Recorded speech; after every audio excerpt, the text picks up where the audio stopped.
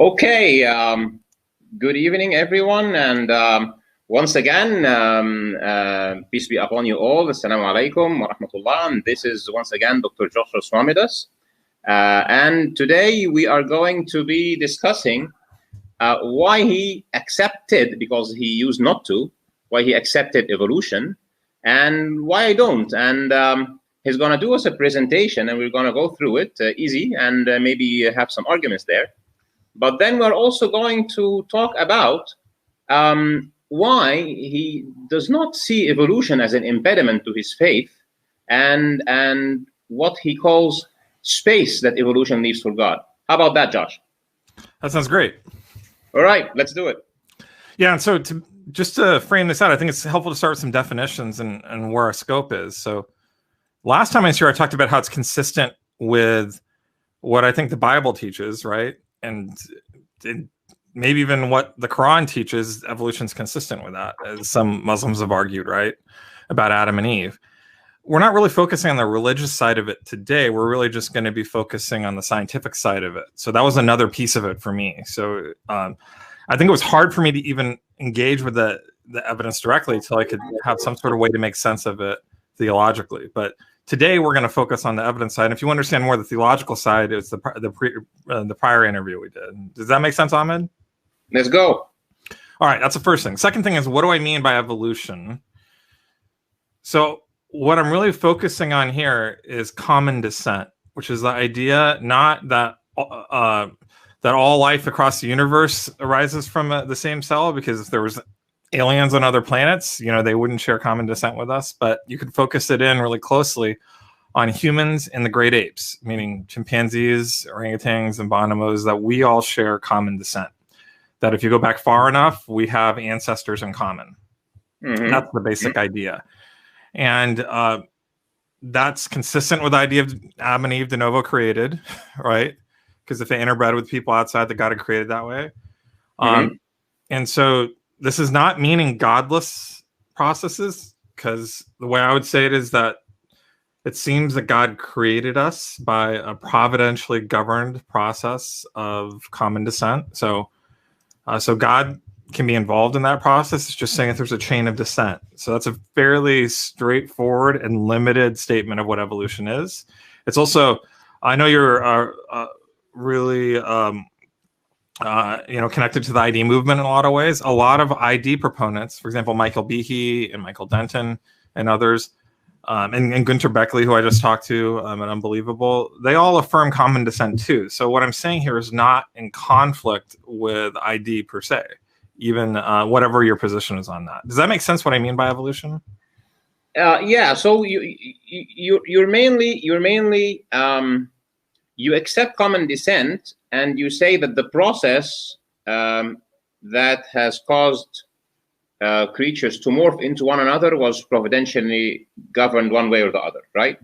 Yeah, and that gets to the issue of how that fits in with us, which we can talk about later. But I want to show you first is what I'd say pretty strong positive evidence that it really looks in very fine-grained detail when you look at our genomes that we share common descent with the great apes.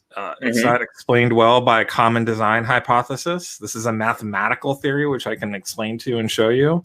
It's funny. Sometimes I hear people tell me that there's no mathematical theory of evolution. That's just patently false. And I heard that actually, and then I went and got my PhD and found out that actually that's just not true. And so the people who are saying that maybe just don't know. And it turns out to be a very powerful and useful mathematical theory that explains quite a bit. It doesn't explain everything. So nothing in science explains everything, but it explains quite a bit. And so, really what I'm looking at is I'm going to show you stuff, and it's not just merely similarity, and we're going to get into that next. But the key point is that it's not really well explained by any design theory I know yet, except one that includes common descent. Okay. So that's the issue. Does that make sense? All right, let's see it. Well, I have issues with common descent, and I'll tell you why while you're doing your presentation. But I'm really interested to see why you find even mathematically it is sound. Okay, so let's go through this. So this is the first way I have for kind of explaining to you. We have here up on the upper right, well, upper left and upper right, we have man, me, and the chimpanzee, right? Mm-hmm. And then on the bottom, we have two rodents, and they look pretty similar. If you're not familiar with them, you might actually have a difficulty knowing what the difference is. But one of them is a mouse, and the other one's a rat. Yeah, I assume the one on the left is the mouse, and on the right is a rat, right? That's right. Yeah. Okay. So most people actually think that mice and rats, even creationists, think that mice and rats have a common ancestor, right? Okay. So here's a question now.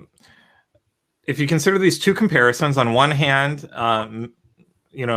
mice and rats, and on the other hand, humans and chimpanzees, from a functional point of view, there's a lot of differences between humans and chimpanzees, and not as many, it seems, between mice and rats. Mm-hmm. No, all right. I can agree with that. Yeah. Okay. But now here's the question now, from a genetic point of view, from the point of view of our genomes, if we do, if we kind of sequence all of our genomes and try and look and see how similar and different they are, which one is more similar, the mice and the rats or the humans and the chimpanzees? Well, I would say the mice and the rats look more similar. Yeah. Well, it turns out that we get this puzzle. So humans and chimpanzees, and this is by one metric, there's other metrics too, are about 98% the same. But mice and rats are about 80% the same. So that's, if you look at that, that's 2 versus 20 in terms of difference. So it's around 10 times more different for the mice and rats than the humans and chimpanzees. So that's a really interesting puzzle, right? Now, of course, God could have created them this way, but so why is it that they're this way? It turns out that there's actually a mathematical formula that explains this. But how would you make sense of this? Well, okay. As a reaction to that, I will put 3 arguments to you. So let's test how that works out. So there are other creatures where they look quite similar and they don't share common ancestors, like, counterparts between marsupials and mammals. And well, they do share common ancestors, right? Well, but very far, right? For example, you have a saber tooth that would be more related to a kangaroo, right? But it's not as related to its saber tooth mammal. Or I think there's also something about. That's true, but you can tell that from anatomy, right? So this mouse and this rat are far more similar than a marsupial and a wolf. Like they're very different. Like the similarities you'll see will be very superficial, but as you start going deeper, you see more and more differences. That's not what's going on with the mice and the rat. They really are, in a lot of ways, even when you start getting into the details, a lot more similar to mice and rats, except when you start looking at the genome, you see this very big difference. Yeah. So the second one is, well, I don't think that specifically answers the first question, but let's say the second question is it really a credible measure to take similarity on genetic level to imply this? Because to imply what? To imply common descent. Well, I'm not actually. It's not the similarity at this level, and I'm going to show you more stuff too. All right. So this is just a way to introduce the math. Okay. So yeah, if you would return to that point later, and then another thing, I've gone across a paper that says it's actually even from evolutionary literature that on the protein level, which is the manifestation of the DNA, humans and chimps do not look like they are so much similar. There is just this 98%, even if we accept this measure, falls down to 20%. Yeah, but then the key thing there would be to do a control. So in scientific thinking, we always want to have a control. So you could look and so depending whatever measure you use, you could get something that looks more similar or less similar, right?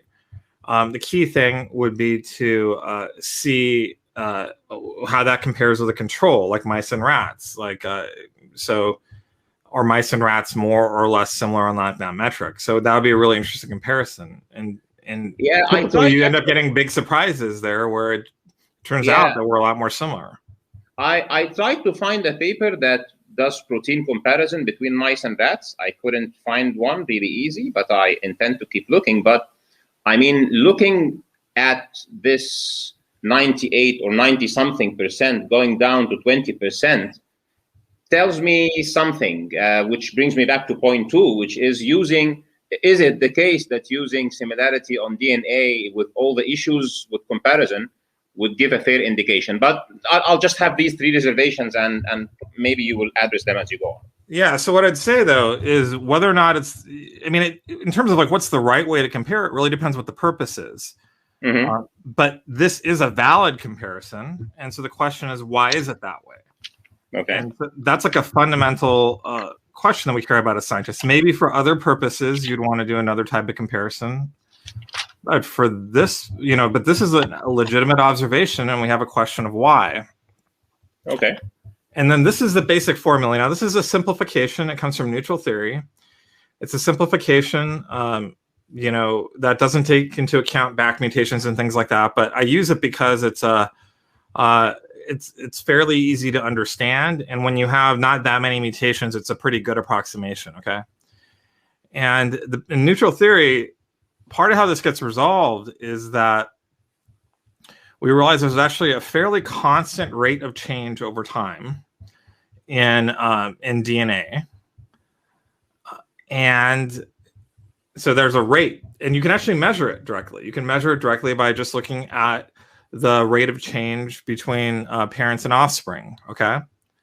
Mm-hmm. And you can take that rate and multiply it times time, and that'll give you an approximate about the amount of distance. Does that make sense? Mm-hmm. Yeah. Now, that's not precisely the equation, but this is a pretty good approximation in the domain we're looking at here. And that equation, though, it just comes from neutral theory. And neutral theory says that the majority of mutations are largely neutral. Now, of course, that's not all mutations, all right? Just the majority of them are, all right? Mm-hmm.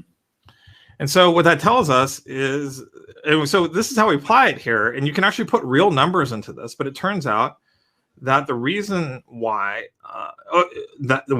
chimpanzees and us are that close and mice and rats are that different is because mice and rats are mutating quicker per year, so their rate is higher. All right. And they separated longer ago in the past when you look at the fossil record. So that number is bigger. So both the rate times the time, and the time is bigger. So that gives to a larger distance between the two. Does that make sense?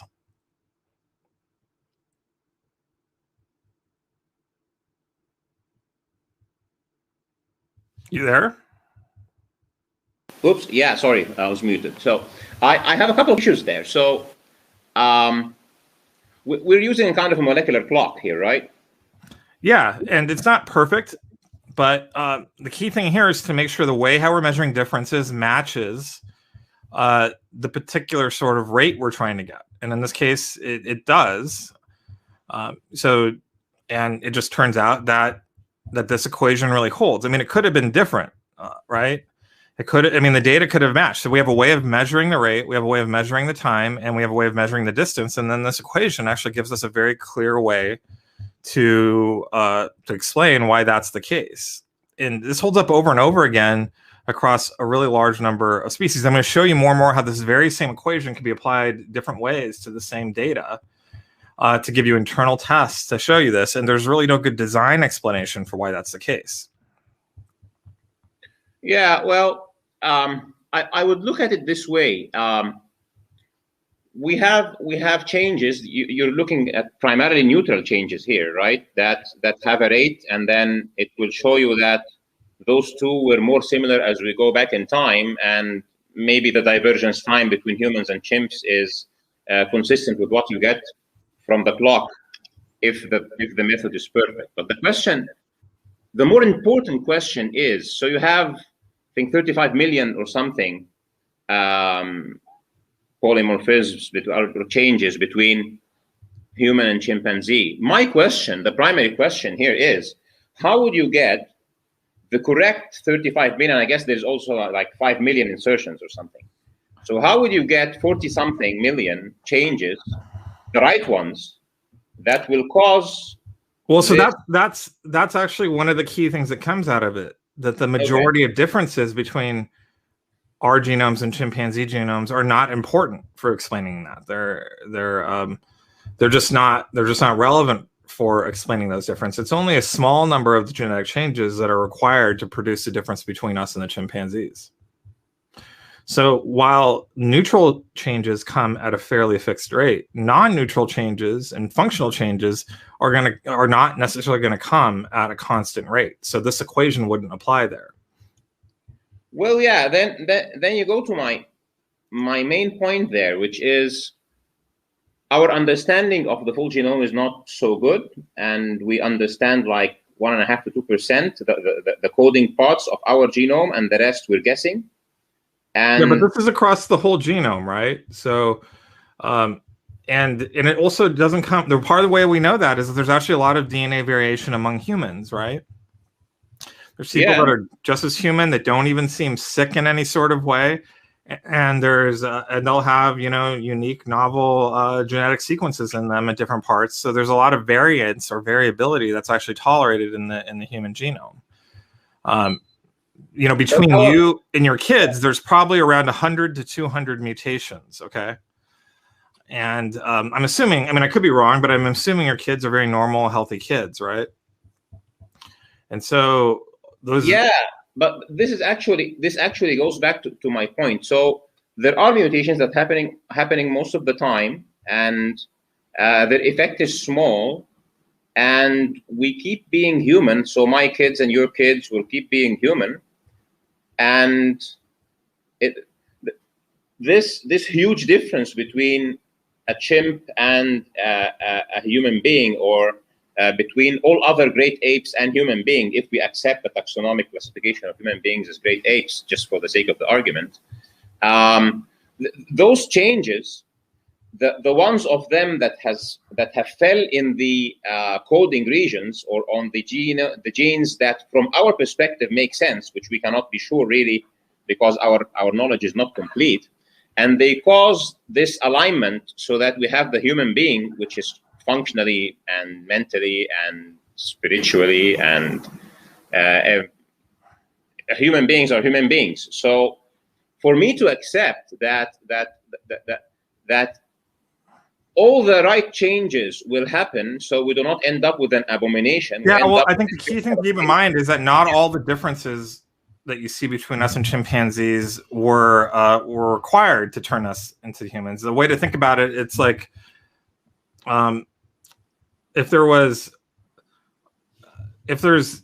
just to simplify, I'm going to round off numbers. Let's say there's 40 million changes between us and chimpanzees, right? Mm-hmm. Half of those happen in the chimpanzee lineage and don't happen in ours. So it's really only 20 to start out with, 20 million. The next thing is probably only 1 out of 1,000 of those, that's a good estimate, are actually relevant to critical functional changes. So that means that we can go from 20 million down to 1,000th of that. What is that? 200,000? Is that right? No, it'd be about 10,000. So it's kind of like you have 20 million basketball shots or shots on goal to make 10,000 hoops. So that's not that's actually far more possible than thinking that it has to be precisely these 20 million changes. Like that no one thinks that in science. That's not consistent with the evidence. The majority of the changes we would say are not really relevant to the functional changes. But if you have 1,000 shots to get, just sink a free throw, for example, and you only have to sink 1 out of 1,000, that's far more likely. I'm thinking like that. Let's say we have something even in the order of thousands. I did some calculations myself based on population genetic models. I don't think we can get into that level of detail here, but to think that you will have this one mutation that makes something that makes a difference, and then it fixes, and then another one that is aligned. No, but that's not what we think. We think that there can be happening in parallel. So a mutation happens, and it drifts and is selected. At the same time, other mutations happen, are drift and are selected towards fixation. There's no reason to think that it needs to be independent. I'm sorry, it needs to be sequential. There's no reason to think it has to be sequential. Like one happens and then the other one. The other thing too is that when things are being selected for, it's not by. I mean, they actually go to fixation very quickly. So if you put them in parallel, I don't think it's gonna make a big difference, because the way I calculated it, and maybe we have a discussion either offline or online about that, is that after a few, you run out of time. You run out of time of the whole planet, actually. And yeah, that just turns out to be a math error there in those calculations. And one great way to test it is, so there's actually, there is the mathematical theory, but there's also really great simulators. There's a simulator, an evolution simulator called SLIM, SLIM. If I remember right, you're an engineer, right? So if you know even a little bit about computer programming, they have a really simple language to use, and you can actually start coding stuff up and see for yourself, what goes on. Actually, I have like 30-something years of working with information systems, including simulations and all the stuff. Yeah, so what's actually really cool is, like, when I was learning about this stuff, these simulation algorithms were not really mature. But now they really are, and you can go look at it for yourself and see, and do pretty complicated models. And you'll see that if you allow for recombination and independence, that actually the stuff will just happen in parallel. You can just empirically see it for yourself, and that matches what the theory shows too. But regardless, let me go on from here, okay? Yeah, sure. One thing that was actually really important for me in my process is, like, I was really asking questions like you are, honestly, really similar to the ones you're asking and thinking about when I was in my PhD. And when I was in my PhD, the initial sequence of the chimpanzee genome came out. This is in 2005, okay? Mm-hmm. You can see there September 2005. And I went and read it. It was really interesting because this article is not really part of the debate about evolution. They're just basically presenting data about it. Okay. And what was interesting, though, is I started looking at the data, I just realized, this isn't any sort of polemic end, but this is totally straightforward to make sense of all these fine-grained details in what they're observing from neutral theory, in a way that it would have been very easy if God wanted to make it very clear that we don't share common ancestries with chimpanzees, for them to have just made them with a genome that really broke the rules, but they didn't do that. He didn't do that. It just really follows it. Here's an example of it right here. You can see this is just looking at coding sequences, but you get the exact same result if you look at non-coding sequences. Okay, this is one of the figures from that paper. The length of each of these legs is how different chimpanzees are from human and how different mice are from rats. You can see here that humans and chimpanzees are far more similar than mice and rats. That's what we were just talking about, and that's explained by neutral theory, right? The other thing, too, which is a bit more technical, is the Ka divided by Ks, or the omega ratio right here, which they have, right? The key thing here was that that mutations that were synonymous, in the sense that they don't change the amino acid, are far more common than mutations that change the amino acid. That's also really surprising. And once again, it's a prediction that it's really straight out of Kimura's neutral theory. Once again, it could have been very different than that, but that's just not what we saw. Okay. Can you repeat that again? Mutations that change the amino acids are much less similar, okay, than those that keep it the same. So Ka divided by Ks is less than 1. That's the idea here. And you can also see here too that the numbers here for human and chimpanzee are a lot bigger than they are for mouse and rat. So what's going on here is that the majority of differences that they're seeing have to do with synonymous differences versus amino acid changes. Once again, that's like a clear prediction out of neutral theory. If the majority of the changes are largely neutral, this is exactly what you'd expect. And this isn't even about positive selection. This is just talking about negative selection at this point. Now I'm going to keep on going here and show you. I know it's going to be hard for most people to follow what's going on with these numbers. I'm a computational biologist, so this is kind of like a world in which I operate. And I noticed that right away. But you can see here, they're basically showing this. Now, this has been criticized by a lot of people because it's just looking at the amino acid sequences or the DNA sequences, the code for amino acids. But you see the exact same pattern when you get outside of that too. All right. This is another graph that was there. All right. So this is showing the divergence, or basically the distance between human and chimpanzees for every single chromosome. All right. You can see chromosome 1 here, 2, 3, 4, 5, all the way up to 22, and then you see the X and Y, right? Do you see that 2 of these are not like the others? Yeah, X looks below the average and Y looks above it. Exactly. I think I forgot. Well, there's another figure that they actually have which shows something very similar to this. So what's going on, you can kind of see that everything is kind of following this line right here, except for the X chromosome, which is a lot lower, and the Y chromosome that's a lot higher. It turns out that that's also predicted by neutral theory. This wasn't even discussed in the paper, but I remember reading this figure and looking at it and going, "That's strange. I wonder why that is." And then going and realizing, "Oh, that is why." And I know exactly why that is. And of course, that's been confirmed by further studies too. What's going on is that men have a much higher mutation rate than women. That has to do with how our gametes are made. Like women have all their eggs when they're born, and they and like the sex cells are basically segregated off. So there's a minimum number of mitoses they go through, and when they do start getting essentially have more sperms generated, and they are generated on the spot, so there is chance for mutations all the time. Yeah, so sperms go through far more mutations, and so if you look at the mutations, I told you that there's about 100 to 200 mutations between that your kid will get. Probably about 2/3 of them are going to be from you, actually, not from your wife. Mm-hmm.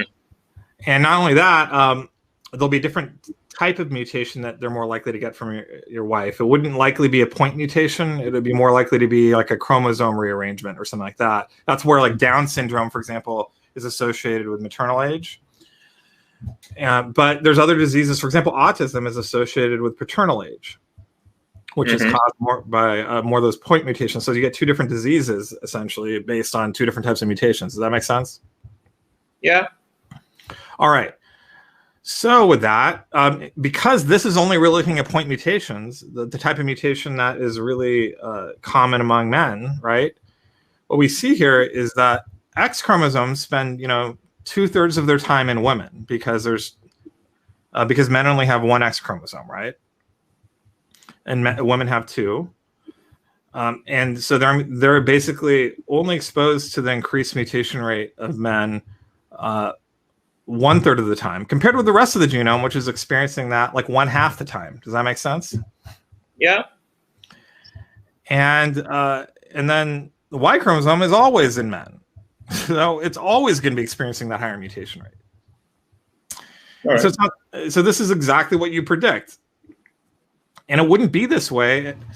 And so to be clear, that's the mutation rates. What we're looking at is a difference not from the starting point, because we don't know what the starting point is. We're looking at what we're seeing is a difference from chimpanzees. Okay. And so that's how we're kind of triangulating what the starting point would be. Basically, these formulas only work if there was a common starting point. That's the embedded assumption of using these formulas, that there's a common starting point where humans and chimpanzees started from the same genome, and then there was mutations away from that starting genome. But the mutations away from that were just happening at different rates in different places of the genome. There's really no functional explanation I've heard from anyone for why this is the case. Okay, let me ask you a question here, which is also an issue when you're looking at the mutations and how historically it moved. Because if this is the case, and we can even see some crumbs to follow it, why don't we see a gradient between the most advanced great apes and humans? So we just have this disconnect. Because the thing about it is evolution doesn't make strong predictions about the rate of phenotypic change. That's going to be highly dependent on environment and contingency and things that are very hard to predict. That's what's actually pretty powerful about neutral theory, is because it actually focuses on stuff that we can predict, right? And so even though functional changes can go in fits and starts, and we can't really predict that as easily or as well, there are ways to predict it, but there's also going to be a large amount of variance around it. So the predictions aren't nearly as good. What this does is it kind of ignores the phenotypic change and looks just at the neutral changes, which are the dominant number of changes. And that's far more constant and far more regular. And that just turns out to actually explain bizarre features of the data like this. Yeah. So what I'm trying to do here is to look at the important predictions. If humans are just branching out of great apes, then obviously the changes that happen to humans, which has made humans what they are, being able to build civilizations, tools, live in cities, housing, all what humans are about, intellect, math, poetry, language, etc.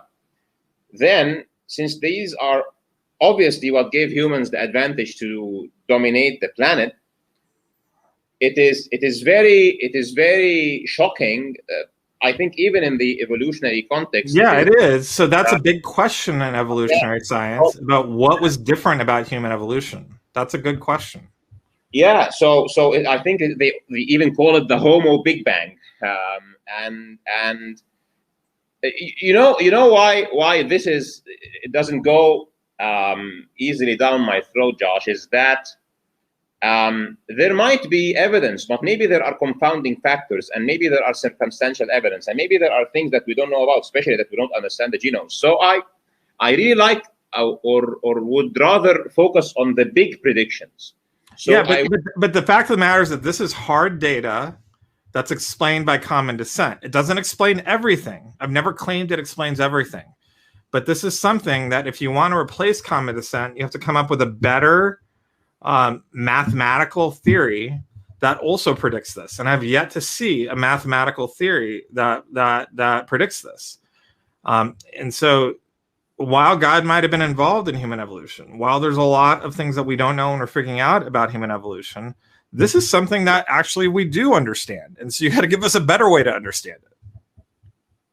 Yeah. So if for example the Y chromosome, for some reason in the human race, has a higher mutation rate, and the X chromosome is, has this feature because it's in the females, versus the chimpanzees, you would probably statistically get more or less the same graph.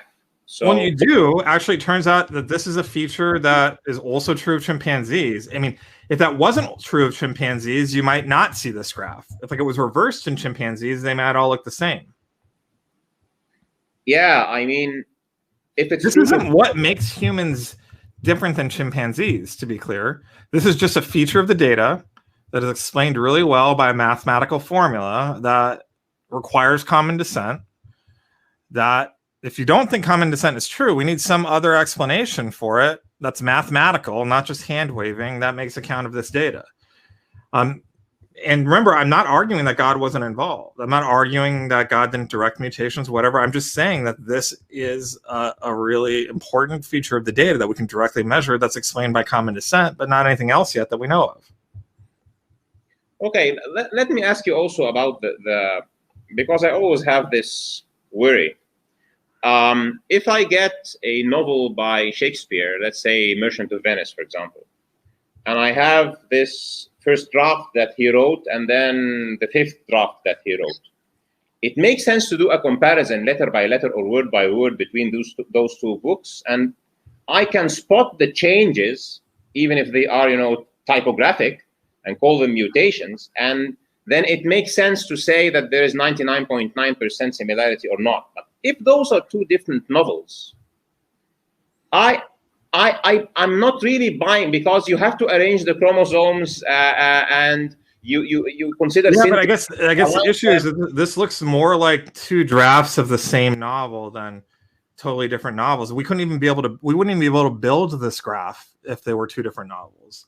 what would happen is that there would be mainly non-matches between all of this stuff, and so we wouldn't be able to do it. The fact that we can even build the graph should clarify that it's kind of like it's two drafts of the same novel, not two totally different works. Yeah, so that goes to the other concern I had. So when somebody reads the first novel and he understands English, and he says, okay, this is The Merchant of Venice, and somebody reads the second one and says, I don't know, this is Othello or King Lear or whatever, and the manifestation of the text is the meaning, and the manifestation of the DNA is proteins. So when that drops from 98% to 20%, I really get doubt that our explanation or our methodology of doing statistical analysis to genomes that are of different size and that create a human and a chimp is a fair way, in principle, to assess common ancestry. Because once again, this is actually, I mean, yeah, you're bringing a skepticism to it that should be addressable with evidence. Okay, so if what you're saying is true, then the vast majority of sequences in humans and chimpanzees should not align with each other. But that's just not the case. It turns out that the vast majority do align.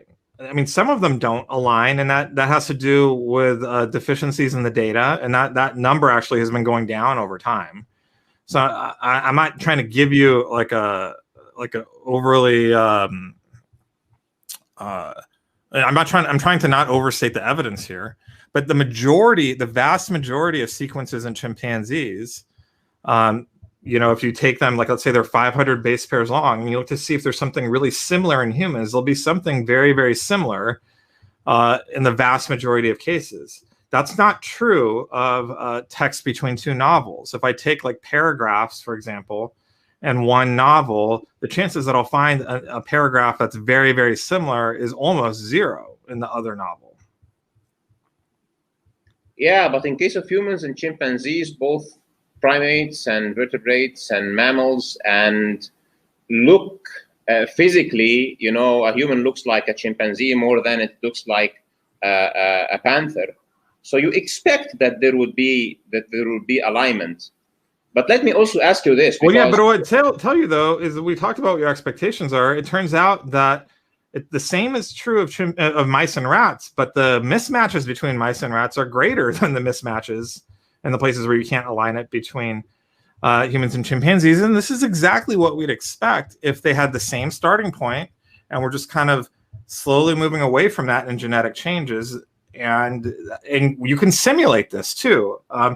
And once again, this is a very clear signature, because there could have been an outlier autosomal chromosome, but there wasn't. X chromosome could have been the same or higher than it is. The Y chromosome could have been, the same as all the autosomes or lower than them, but that's not the case. They ended up exactly as you predict. And once again, you can experimentally test that. And I'm going to show you some more too in another example. This even more fine-grained detail. Let's go to another example so that we don't we have the time to finish your presentation. So this is a really great paper from 2015. It's genome-wide patterns and properties of de novo mutations in humans. And so one of the key things to note is that we talk about mutations, but there's many types of mutations, right? And it turns out that you can actually measure the rates of different types of mutations, all right? And so what they looked at here is not just whether or not it was a point mutation, but but I think it was the 4 nucleotide string of where the mutation happens. Okay, and so it gives rise. Oh, yeah, that's right. It was 4 nucleotides, and that gives rise to I think 64 different points here. And each one of these is at a different rate. Okay. Now, what's right here is the rate of de novo mutation rate that's computed in their study. And in that study, what they did is they looked at the changes between parents and children. Okay. Mm-hmm. And then use that to estimate a rate. Does that make sense? So this is like the pedigree rate right here that you get from parents and children. Okay. Mm-hmm. Mm-hmm. And then this is the comparative genomic substitution rate, which they get from looking at the differences between humans and chimpanzees. All right. Mm-hmm. So, for example, these right here are CPG mutations because they're in the triangle, right? And you can look at the color, they're CG to TA, all right? So they're transitions. See that right here? Mm-hmm. Mm-hmm. And you can see that they see these a lot. In fact, it turns out that these are about 10 times more likely than everything else. Okay. And that's what they saw when they looked at, for example, if we sequence you and your children, Ahmed, and we ask where are the differences between you and them, you're going to see mainly mutations like this. Okay. And what's interesting about this is that's exactly what they see when they look at the differences between humans and chimpanzees, is that most of the differences are exactly these types of mutations. Okay. And you can see here too that the ones that aren't very common are these transversions from A to T and T to A. These little these purple circles right here, they're not very common at all, right? They're 100 times less likely than these really common ones. And they're not very common in the pedigree rates, and they're not very common in the human to chimpanzee differences either. Okay.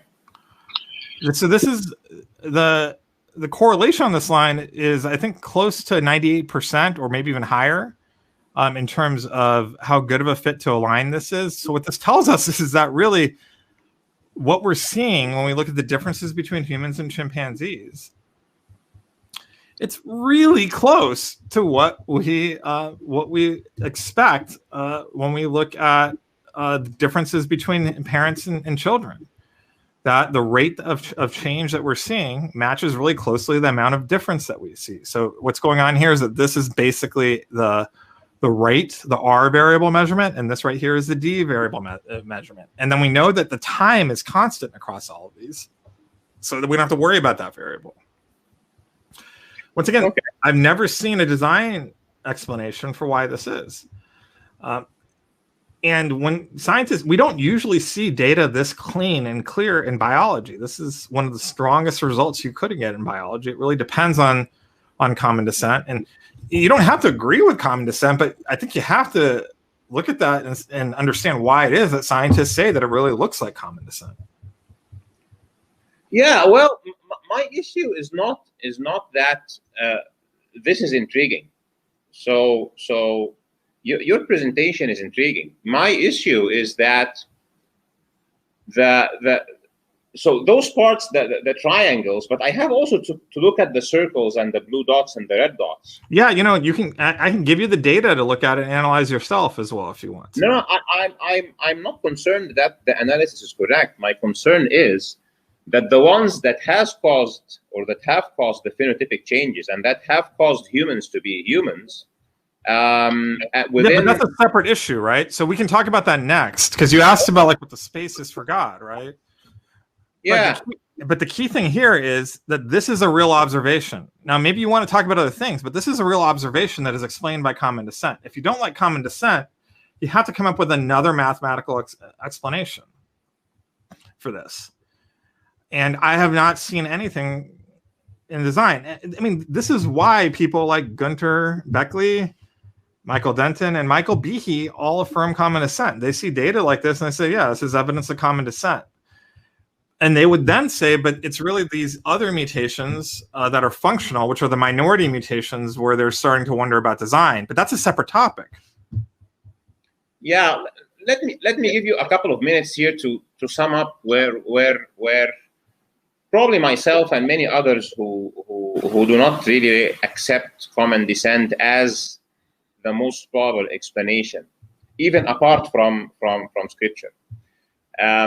It is because, number one, I do not see the path, even on the number of chromosomes, and the chromosomal fusion story doesn't really make me comfortable at all, because then we need to find out why the 48 and 46, why it's 46 at the end of the day, why it is fixed and it's giving no advantage, and then we need to think of all the other mutations and why the functional mutations get lined up and why there is a Homo Big Bang and why, if this has happened and it caused the Big Bang in humans in the great ape category, why didn't it happen?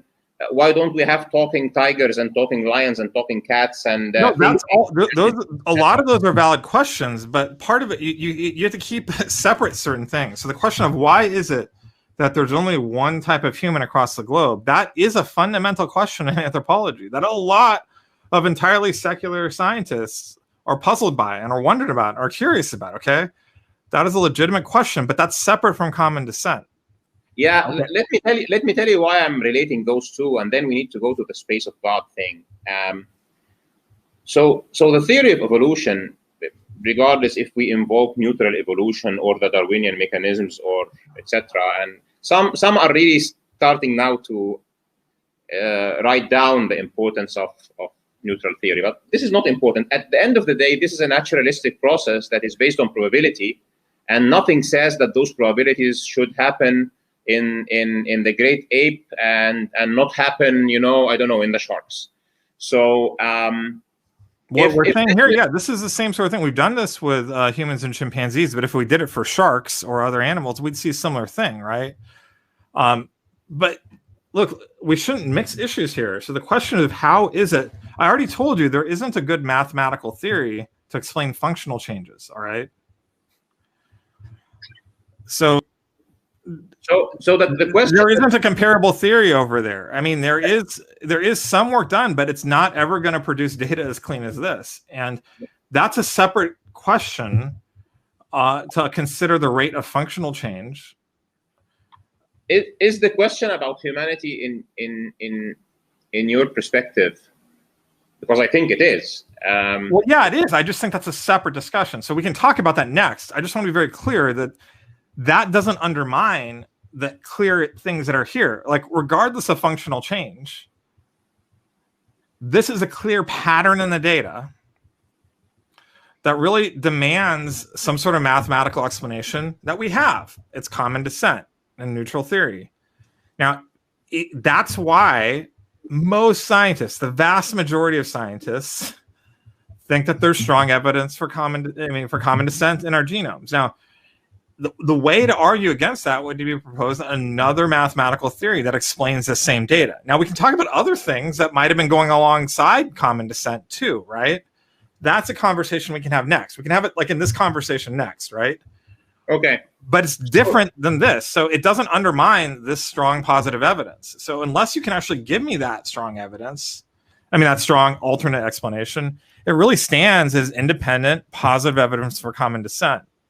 My argument here is as simple as this. If common descent between humans and great apes, that they share a common ancestor, is true, then all the predictions that we do not find, we should find. We should find the gradualism. We should find an explanation for the functional change that is not very difficult, that we will need to, it happened in parallel, and we have the generation size of the human being, which is long, 25 years, and we have a bottleneck of 10,000 individuals, not so big a population, and very small number of offsprings per pregnancy, etc. So it doesn't. So this math doesn't explain that. We can talk about that next, but it doesn't have to explain that. Because remember, what we're not talking about is atheistic evolution. I told you that in the very beginning. So I do think that natural processes explain a lot of that if you understand population genetics, and especially a lot of the recent studies that have come out about, the molecular basis for what makes us human, which we can talk about as well.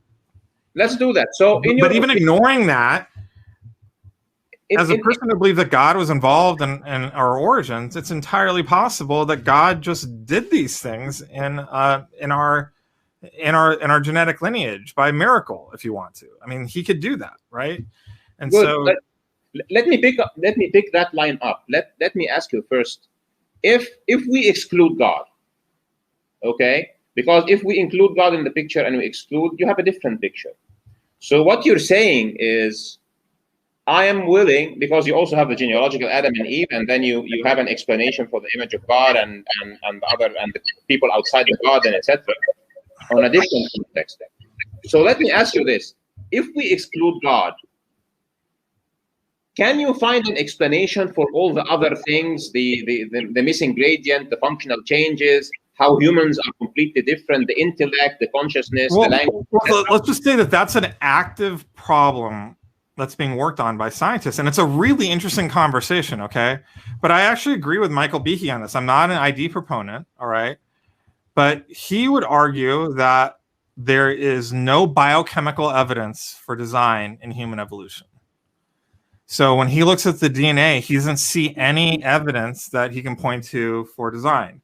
However, at the same time, he says from a philosophical point of view, so not precisely within science, not looking at irreducible complexity, not looking at any of the ID arguments, really, he has reason to think that God was involved in creating a rational soul and in the rise of the human mind. Now, I think what's coming from there, so I think, like, it depends on how you look at it. You look at it from a purely DNA point of view, I do not think that there is good evidence for God's involvement. All right. I do think, however, that there is very good warrant for being surprised and curious about human origins, even if we were not human ourselves and we were like aliens that came across the earth and looked at humans on Earth. There would be a lot of really interesting puzzles we'd be asking about human evolution, and because like there's things about human evolution that are just very very different than evolution of other animals, and that's puzzling. That doesn't mean that God did it, but it is puzzling. It's like some of the grand questions within science right now. Well, I'll tell you something funny. If I'm an alien and coming to Earth and I look at the creatures and I look at the level of advancement human beings look to be, I would wonder why are crocodiles not smarter than humans, because crocodiles and sharks are like 250 or something million years old. This is the puzzle. So, I mean, this is the puzzle. What you're talking about is the human condition, right? So if we broaden human for meaning our species, but just think about, like, I was just talking with a theologian earlier this week about whether or not Klingons are human too, right? So Klingons, they're from Star Trek, right? They have the human condition, right? Yeah. They're not Homo sapiens, they're not Earthlings, but they share the human condition. They have a mind you can talk to. You get what I'm saying, right? Yeah. Or the problem if we create a conscious AI, which I don't think we will. But yeah, exactly. So here's the question: why is it that that the world we find doesn't have Homo sapiens alongside, Klingons, something with a different, intellect that arose that's just like us? That's a real interesting puzzle. I mean, similar to that, which you could ask is, the Jungle Book, it has like talking animals in it. Actually, a lot of our literature has like talking animals in it, right? Or, in Chronicles of Narnia. Narnia, all these animals actually have the human condition, and in that sense, they are human. I mean, they're not Homo sapiens. I mean, but they're human, right? So it is a valid question. Why is that world that we can imagine very different than the world that we encounter, where animals are just not like that? I mean, there is no peer to humans in terms of that. So what is your theory about how God intervened to make the transition? Let me say it like this. So we have a body that is, for some reason or another, capable of connecting to what we call our soul, so that we have a human condition. What I would say is that what we can say empirically from science is that evolving the human condition is not easy. It's rare. So one way to think about it is that there were several lineages in the past that were related to, that had an opportunity to evolve the human condition, but did not. So we know, even starting from the starting point of, what our common ancestor was of the great apes, the vast majority of times, you're not going to end up with the human condition. A great example of this is actually, a great parallel to this is like Lenski's experiments when he looks at evolving citrate. So he has 12 lineages of E. coli, right, that are evolving. And only one of them evolves the ability to metabolize citrate. And when he's asked, well, what's the probability of this? He says, I don't really know. But provisionally, I guess I could say it happened 1 out of 12 times. So it's about 1/12. But of course, we don't really know because that's not enough data. It could be 1 out of 1,000,000 times and he just got lucky, right? And so it's the same sort of thing here. We only have a very, very small number of trials. We can't go back and do other trials. We know that one lineage found its way to the human condition. It could be a 1 out of 1,000,000 chance that happens, or it could be a 1 out of 6 chance, but it's not, we don't see it anywhere else. So there's good reason to think that it's not easy to do. Let's expand our IPAN a little bit. So even if we say that because of of the phenotypic similarity between humans and great apes, then all the marvelous designs in the human body can be, we can find similar things in our closest complex being, I don't know, the chimpanzee or whatever. But let's broaden it up when we are looking at real innovations, etc. And really, the math does not. So we will look at molecular clocks, which are based on neutral mutations. The question is always, how do you get the novelty, and how do you get all the functions, etc. In your opinion, there's a lot of work on this. So, so people obviously care about human evolution, and like 10 years, or actually it was 15 years ago, I read the human chimpanzee genome paper. Since then, we've learned a lot about human evolution genetics, particularly of the human brain, that we didn't know since then. Okay. So while it is that you can kind of lay the chimpanzee genome next to the human genome and you can see differences, you don't know how many of those differences or which ones of them are actually really important. That's actually why it's difficult, because of neutral theory. The vast majority you don't think are important. So how do you find the needle in the haystack there? So that's like a fundamental challenge, right? By definition, they are neutral, right? It's the neutral theory. Yeah, but then there's some that actually are not neutral. They're functional and they were positively selected, right? And so, but we've actually gotten a lot of more insight into that. So one example is the Duff family of proteins. And another, and I'm pretty sure this is one of the examples. I don't want to misstate it though. It's the RGAP, the RGAP 11 protein, I think it is. Once again, we've done this. I can send you links on this. It turns out that there is a single point mutation in a protein that's important in neural development. Okay. That's different between us by just a single amino acid change. I'm sorry, single nucleotide change. I'm sorry. Okay. All right. That alters a splice site and then adds on a bunch of DNA that's untranslated in chimpanzees, but now it's translated in humans. Okay. So, so all the great apes have this piece of DNA that's just not used. All right. But in humans, there's a one nucleotide change that causes that particular DNA to get turned on and actually added to the end of a protein. All right. All right. And so then you can ask, well, what does that do? Well, it turns out that, that's actually a question that biology can start to answer. So they've taken it and put it into other animals to see what happens if you change that one protein. Turns out that same protein is also in in mice. And so you can take mice and then put in that mutation to add on that extra piece of DNA, the extra piece of protein, right? And see what happens. And what they're able to show is that actually does something surprising. It actually, that one change, that one mutation increases the amount of neuroprogenitors produced at a very particular point in development. Mm-hmm. And with having more progenitors there, then it ends up that the gray matter and the cortex ends up being bigger, and it goes from actually being a smooth brain to actually having sulcuses like ours. Okay, so the folds would with a single point mutation that causes not one, which takes previously unused, DNA sequences and accepts it or reuses it for the sense of a protein and does it. That's surprising. Okay. We don't see it in any other lineage. And part of what's going on too, it's not that it never appeared in our lineage. It's that part of what was going on for humans is that there was a particular advantage in our environment to being able to think better. This is a little bit harder for us to understand. It's a little bit non-intuitive, but it turns out that our brains actually consume quite a bit of energy.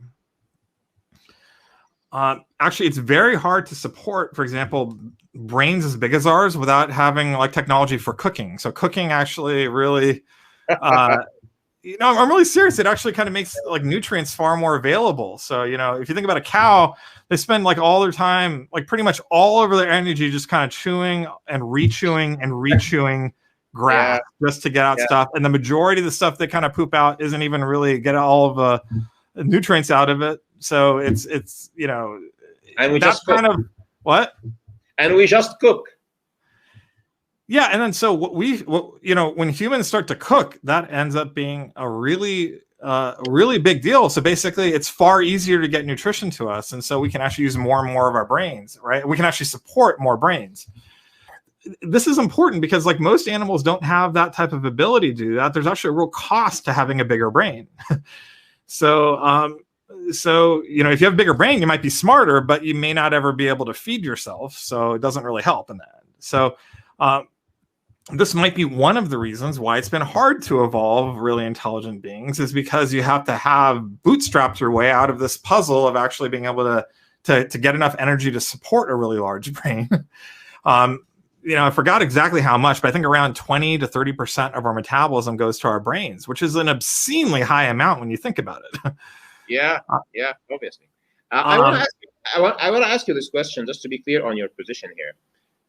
Do you think that these kinds of, you know, surgical changes, let's say, if you are a naturalist and we broaden our IPAN and we look at IPAN, not bad, and we look at the whole story, even if you accept common descent, not necessarily universal, but some kind of common descent, is it logical or is it reasonable for somebody to say that it's all random and completely unguided except by natural selection to reach the human being from wherever it started? Look, I think if anyone looks at the beauty and grandeur of life and isn't like awestruck by it all and wondering about something greater, I think they're kind of missing something here about the reality of all. That's not a scientific argument.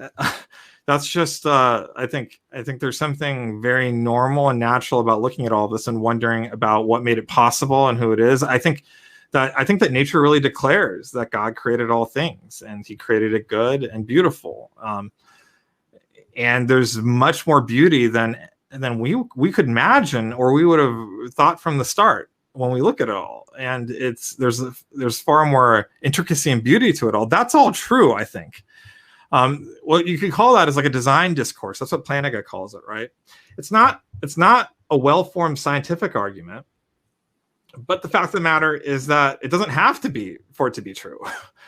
I think it's true that God designed all things. He created all things, and he made it beautiful and good, far more beautiful than it needed to be and necessary. But that's not a scientific argument, and it doesn't somehow undermine that positive evidence that I gave you for common descent. I would like to ask you this other question because, okay, so we're looking at, there is DNA, it codes information, and even if you accept common descent, then to me and you, it's more reasonable to say that these changes and this continuous whatever infusion of information or whatever is coming from a mind. But then I have this other argument. Well, I mean, I wouldn't say all of it. Some of it could have. I mean, I think like we have good evidence that some of it is really highly well explained by evolutionary theory, but science doesn't ever give a total explanation. It doesn't give really an account of why. Of all the details. Like even if we have a strong naturalistic explanation for parts of it, that doesn't mean that God didn't set up that naturalistic process, and also it doesn't mean that naturalistic process accounts for everything. The fact of the matter is we don't have a way to account for everything in human evolution, and so there's a question mark there. Now, this isn't I would really resist God of the gaps arguments and also naturalism of the gaps arguments. I'm not saying because we don't know, science will eventually figure it out, or even because we think it figured out, that's exactly what it is, or that we should assume that's God. I would just say that there's a question mark there. We don't really know from a scientific point of view. We should have a principled agnosticism about it, a principled uncertainty about things. And maybe God was needed at points, and maybe he did do things at points. And that's the space that we have there to wonder about that and know that it's not in conflict with science. And it's actually the most grounded position we can have from a evidential point of view to be agnostic about that. I would like to take this a little bit beyond the DNA, because I have an argument that God is obvious, and he doesn't need an engineer or a computational biologist or a physician to see him, or a philosopher. So I agree with that. Yeah, I was making this argument. Like, for example, I had this full presentation about a beaver with a computational biologist this last week, and I'm telling him this: a beaver builds a dam. It finds the right place for the dam. It puts boulders and it puts sticks in a specific way, and then it puts clay, and then it builds a lodge that has ventilation, it has tunnels, and then it puts a fridge beside it where it sticks, branches that has leaves in it and that it can eat it later. And then the ice comes and it's sitting in the lodge with the ventilation, and this whole pond terraforms the whole place. So my argument is, I don't think there is any evidence that the civil engineering design of the dam and the lodge and the ventilation and the fridge and ideas about terraforming are anywhere in the DNA. So my point is, God, who has created those creatures, gives them knowledge that can only be learned. In our experience, you learn about how to build a dam, you learn about how to build a beehive, you learn about how to build an ant complex. Those kinds of designs have to be learned. And the existence of those designs with animals that do not go to school or university, to me, I think it's a really interesting question to find out how much of that behavior is intrinsic versus actually conveyed by beaver culture. I'd be really curious, because you can test some of that, right, Ahmed? I'd be really curious to see what happens if you take beaver pups, and raise them independent of their parents, if they will actually go and start to figure out how to make a dam or not, or if they'll go do something else. I mean, that's a really interesting puzzle. We know if you hatch ants, for example, and they just hatch out, they will go and build this very complex ant, lodging that is crazily complex. And the same thing happens with other insects and with birds that build very complex nests, etc. Yeah, well, so I mean, it's also true that certain animals will learn things like, mating calls like that, and also how to recognize their own species through an imprinting process, which is essentially like a collaboration between culture and biology. So, I mean, but how will you learn? I think these are interesting questions. I don't think you necessarily have to go to the idea of God directly telling these animals to do it, but I do think, regardless, that it does really speak of the beauty in God's creation. Now, I think that those arguments actually are true. They're poetically true. They are they match our like a very common basic human experience of these things that many people have, right? I think they also match at least what I think Scripture teaches too. But I think they're also substantially diminished if you marry them with really bad science. So all that stuff is true, but if you now marry it with really bad science that isn't good, that can kind of pollute the whole thing, the whole endeavor, where people will think, well, maybe that's not true because that scientific argument was false. I think that we should be really careful about hitching really good things that are true to really bad scientific arguments.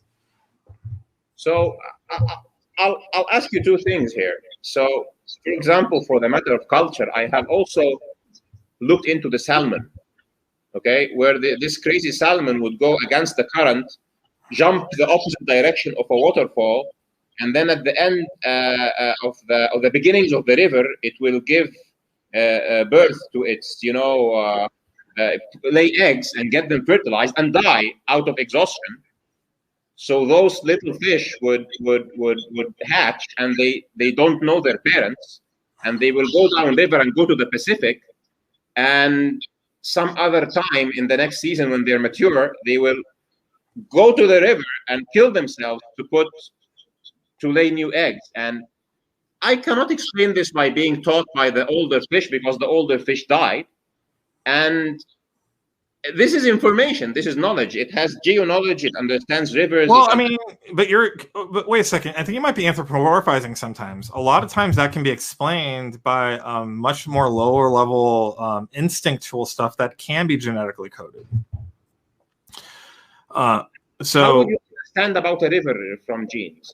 Why would you leave the Pacific Ocean, which is very big, and you have salt water all around you? And well, I mean, the fact of the matter is that salmon are largely in brackish areas, but it could be at a particular point in their development they really start really craving more fresh water versus salt water. They don't know why. They don't have an internal sense of that, and so they just start moving towards fresh water. And then once they're there, it's just kind of coded that they like swimming against the current.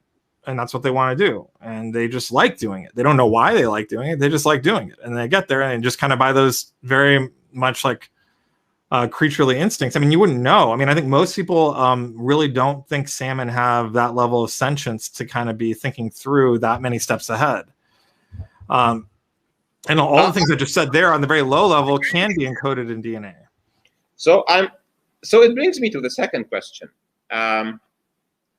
Because your methodology in principle raises those two trade-offs. A question about the trade-off, yeah. Because I've listened to and I've read your book and to many of your interviews and debates, and I think there are two schools here. Okay, one school that goes, okay, we're going to look at why it's wrong, and we are going to say that it's wrong because the evidence is against it. I mean, evolution and all the rest of it.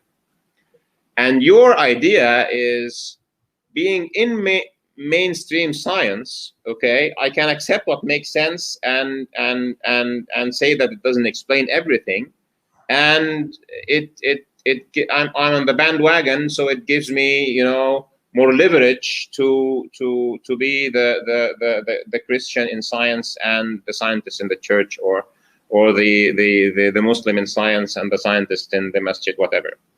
So the question to you is here, because what I'm afraid of, there is no black and white here, but what I'm afraid of is.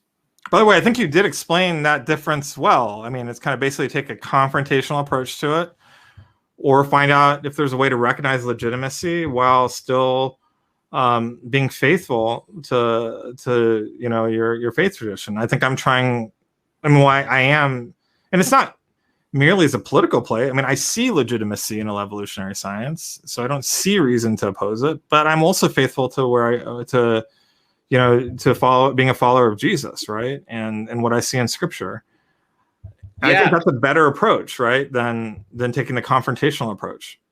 So my question to you here is, out of this discussion, so from my point of view, where I am more into the confrontational side, let's say that, but maybe I'm an easygoing guy, and I don't go into, if I go into a debate with somebody who is diametrically opposing me, it doesn't turn into a fight because there's no point. I like listening and explaining, and even if we disagree, so what? But the point that I'm afraid of here is, for example, when we've had this discussion about the salmon and the beaver, etc., being on the mainstream side, do you feel that some of your arguments would, by default, try to find a naturalistic excuse for the argument rather than to what we would typically look at, like, this is knowledge that it's learned, it means that there is a teacher, this is information about the map of the earth and where the rivers are, and this is how migrations and salmon behaves, etc. So it's coming from somebody who sees the map. This is information about civil design, it's coming from the mind of an engineer, etc. Why is it a side effect that you would first try to find a methodological naturalism explanation, or it is because you want to be more Look, I mean, science just, I mean, like the original meaning of science is just, from Latin, is just understanding. Okay. So, I mean, science is bigger than just that. But I mean, I think that is the instinct that I have of a scientist, that I really want to understand what and why and how things work. Okay. And so when we're starting to talk about how things work and why they work the way they do, you're looking at mechanisms and you're looking at ways to make sense of it, and for patterns that will apply here and not here, or apply here and also in other places. That's how it works. You can call that naturalistic, but it's not really naturalism that's driving it. It's just a fundamental desire to understand. Okay, because if you know, and I'm okay with the idea. I mean, what you're saying is I see this, therefore God must be telling them. I'm not telling you that. Okay, maybe he is, but there's a lot of other ways to make sense of this. I want to go and test and see and understand too. And, you know, I think that some of these, you know, I mean, I don't see a conflict with the idea of us finding a natural explanation, then saying that God still instituted and allowed it and made a world where that exists, right? So I mean, I don't know. I don't really see that. What I would be concerned about is that, well, what I see a lot of times is that, you know, if the only way we're engaging with nature is by looking at stuff that's amazing, that's good. But then saying, well, somehow God did it, but I mean, which is not necessarily wrong. I mean, I agree God did it, but then not actually engaging to actually see if that actually makes sense or if there's other ways to make sense of it. I think we're just missing out on exploring God's creation. It's not so much that I'm ideologically motivated. It's just that I'm too curious to really to go that way. Does that make sense? It makes sense, but let me give you another side of the coin. Okay, how I do it. Okay, and maybe it's something to think of. And I think you did the same in the genealogical Adam and Eve, and I would like you to correct me on that. Okay. So I start from what God says he did. I never start from finding a gap in science and then saying God did it. I never do that myself. Okay. Okay. So for example, I give you an example for this one thing that I gave you. We have an ayah in the Quran that is talking about God giving revelation specifically to the bees. Okay? It says, وَأَوْحَى رَبُّكَ إِلَى النَّحْلِ أَنِ اتَّخِذِي مِنَ الْجِبَالِ بُيُوتًا وَمِنَ الشَّجَرِ وَمِمَّا يَعْرِشُونَ. And God has revealed to the bees to take housing in the trees and the mountains and the human logic. Okay? And then it talks about the bees finding their way. And then we look at the life of the bees and we find that they take housing in these places, and then they even accept that you build these boxes for them. And then when they find a place, they have this sign language that will give a GPS location to the rest of the bees, so they will find the place. So God is saying specifically that this knowledge for the bees cannot be explained from within the bee. Okay, and he's talking about. That's not what it's saying. It's saying that God gave them the knowledge. He didn't say how he did it, and so maybe how he did it, exactly, planting it in their genomes, right? Yeah. So then, no, because he says he uses a specific word which is reveal. He uses the same word that he uses for revealing revelation to prophets. Yeah, but he doesn't. Look, there are no bee Qurans. All right, there are no bee Bibles. They're not. It's not the same thing, right? So first of all, I'm not Muslim, right? But I think, you know, that statement, as I understand it, is a statement that a Christian could agree to and would agree to, right? The real question comes to be like, what's your theory of inspiration for how God does this? And I don't think it specifies that. And it doesn't. So how does God do it? And I think that's the question that we're asking when we start to look to see. And then we can ask, like, you know, do actually bees have the capacity for language such that it could work the same way as we would imagine as humans? And it's funny. I mean, bees actually do have a capacity for a certain type of language. It turns out it's like a dance language. The dance one, yeah, which essentially conveys that there is a nectar in this place. Let's go and get it. So a scout. Yeah, but it doesn't. So it can convey some things and it can't convey others. And so you maybe even start to ask about what things are the ways it could happen. And you know, I think that there's like a fun like theological imagination in that. But I don't think it's a problem if we don't have to actually identify precisely and conclude in the end, well, God was necessary for it, or this is precisely how God did it. I think that you know, in the end, like, it can be partly a mystery. I mean, you know, the Quran doesn't tell you precisely how God did it. It doesn't. No, it doesn't. But because I don't think it's important. I think the bigger issue is that God did create a world in which bees have an internal logic to them and understand that. And I think that's beautiful. So my question, the second part of my question, wouldn't that be the same methodology that you use for the genealogical Adam and Eve? I would agree. So I would say it's kind of like you start with what Scripture says that a lot of people think. Now, I mean, there's a debate about how to interpret passages, but we can specify for this interpretation. And you say, I how mean do you about make sense of it I mean about alongside science? Adam being created from dust and Eve from a rib, and then you would look into science, and okay, science does not say anything about it, cannot negate that. So why would I reject the scripture? So you started from there. Though I'm not doing that in a glib way, right? I'm actually doing a very careful scientific analysis to see whether or not, like, what are actually the places where there is a conflict or not, right? And so, I'm partly doing that even when you're talking about the salmon, right? You're saying what I worry about in the explanation you're going with is how it conflicts with what we know about fish intelligence. So it's a very common thing for us to anthropomorphize and think that the experience of animals is a lot closer to ours than it really is. The fact of the matter is that they don't have the human condition. They're farther away from the human condition than even a mouse is, okay? They don't have that much intelligence at all. They don't think about things the way we do. And this is the question. If they don't think, how can they make these designs and buildings and migrations and Well, I gave you an example of how salmon could do that, and what I did too is also testable in the sense that I'm not a salmon scientist, but if we go back and look at the literature, maybe people have already done it.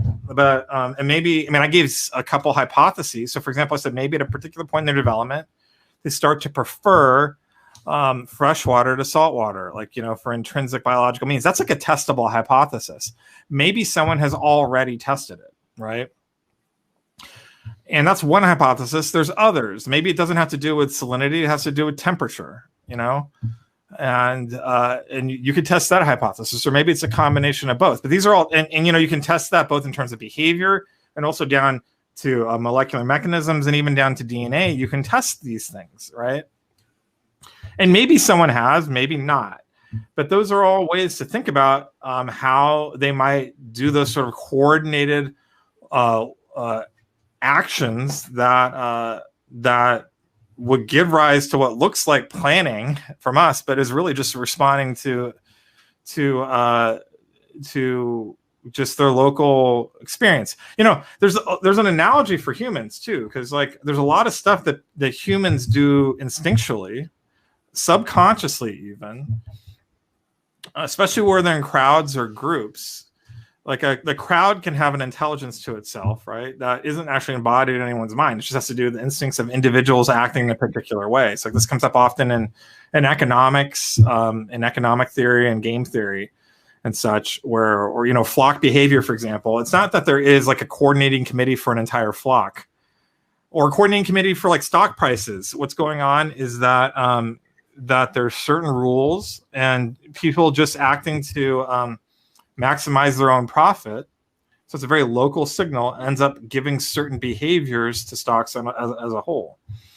And that's kind of like emergent logic or emergent behavior. So it's like a very common thing we see even in humans, right? I want to ask you this question about an argument that you have made that really drew my attention. It's about the nature of creation. So you refer to a statement in the Bible, and correct me if I misquote here, that it says that God has called upon the land and the seas to bring forth the animals and the fishes and the birds. That's what it literally says in Genesis 1. Yeah.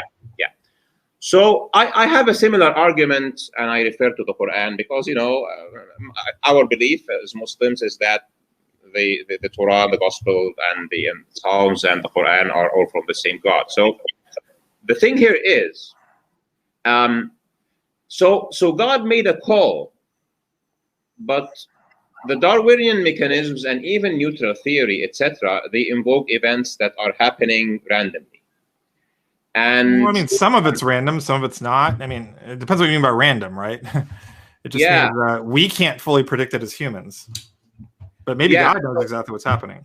So is your theory, because there is clear scriptural, God is making a specific call. So God's call is it's mandatory for the land and the sea to perform, right?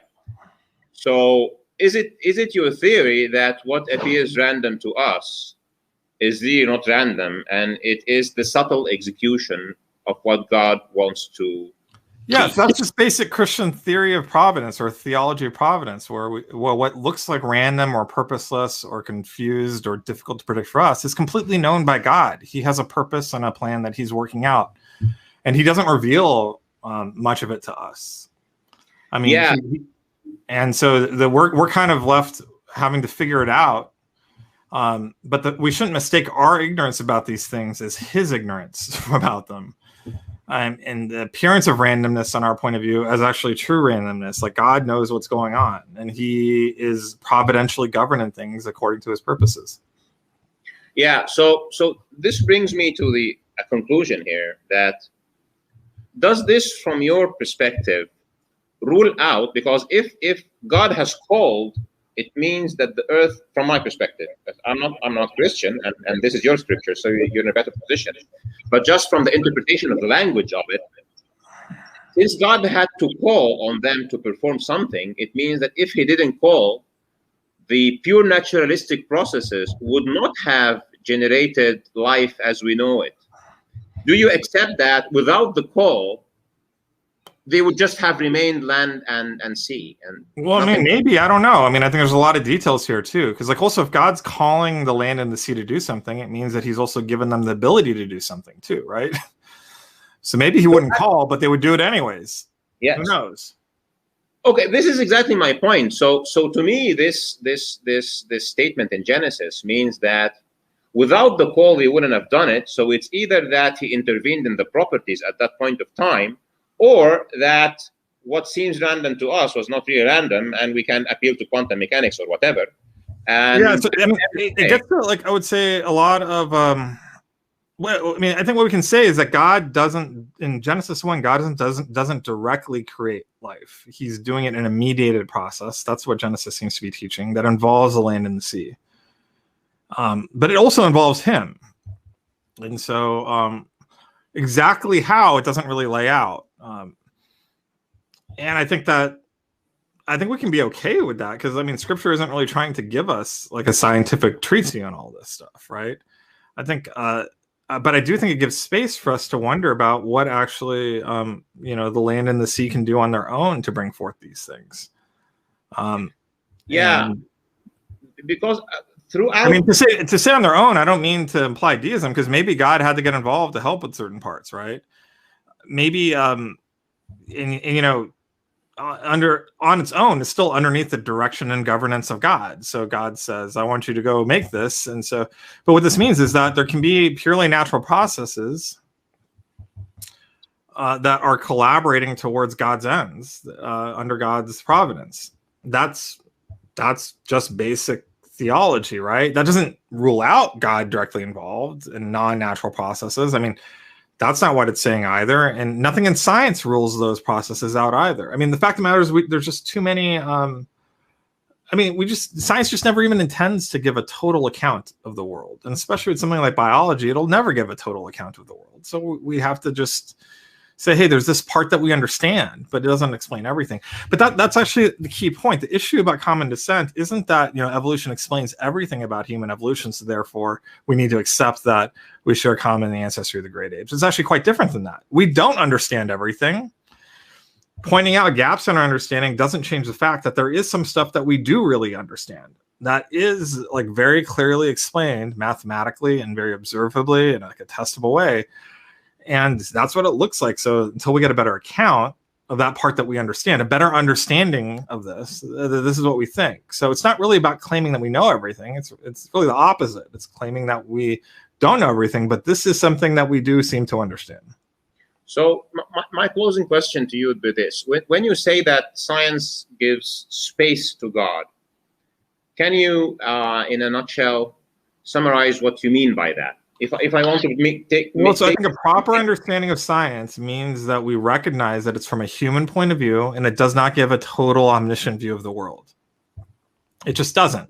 It explains parts of the world, but it never really purports even to explain everything. And anyone like talking about a theory of everything is really misrepresenting the science. I mean, it's funny, and physicists sometimes talk about a theory of everything, meaning a single equation that will explain every single physical law. But, from a biologist's point of view or a chemist's point of view, or pretty much everyone else's point of view, that theory of everything is essentially a theory of nothing. It doesn't tell you about Shakespeare. It doesn't tell you about, I mean, it doesn't tell you about anything important.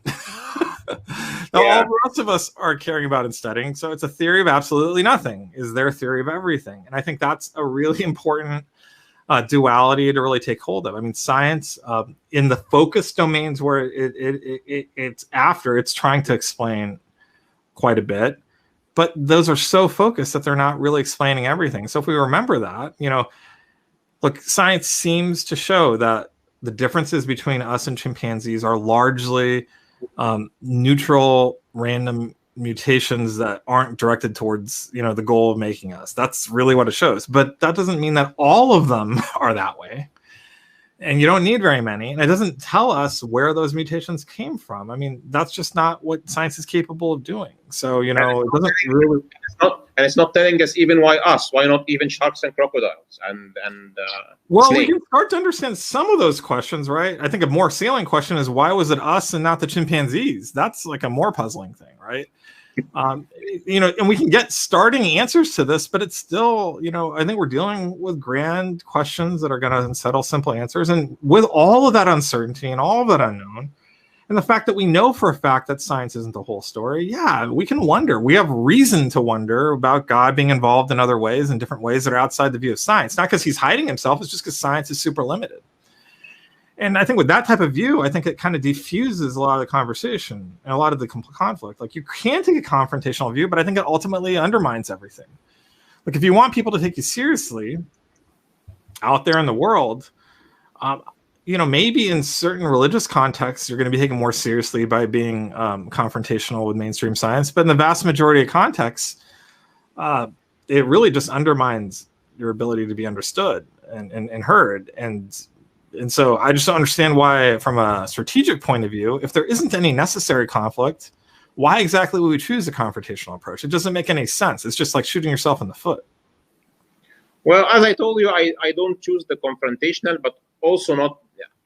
I try to be in the middle. I accept what is scientific that provides consistent predictions, so it will not give a prediction to a part of the picture and the rest is blank or a big mystery.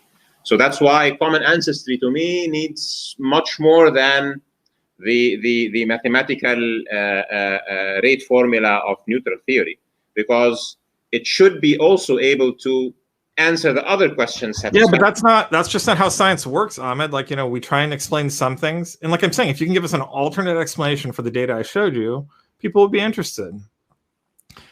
So I see what you mean, but I can argue it's like naturalism of the gaps sometimes. Well, that's not what I'm saying. I'm not arguing for naturalism. I'm saying that there can be uncertainty. So, I mean, look, there's clear data there. Just give it an alternate explanation that can mathematically predict that. That's the puzzle, right? Now, you can say you're interested in other things. That's fine. Great. Let's be interested in those other things. But that doesn't undermine that argument for common descent. But all that's beside the point, because I actually think that my experience with you is, I think part of it is that you've been exposed primarily to very confrontational approaches to evolution. But in a lot of ways, we've been finding a lot of common ground. And I think this is maybe a new approach. I kind of wonder maybe if this actually even suits you better. Yeah, I would rather find the common grounds, because what we disagree upon is something. For example, you accepted common descent with great apes, but you found an exit using the genealogical Adam and Eve argument. So at the end of the day, the black part of the picture that common ancestry did not answer, you answered in a way that you fill the other space, and you say that science does not disagree with it.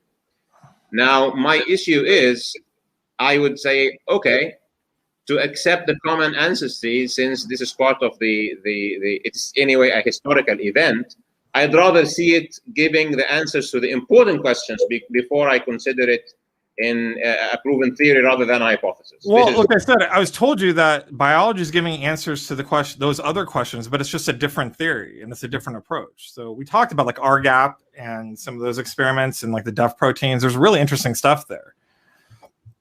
You know, and we've learned a lot over the last 10 years, a surprising amount over the last 10 years, and we're going to learn a lot more in the next 10 years.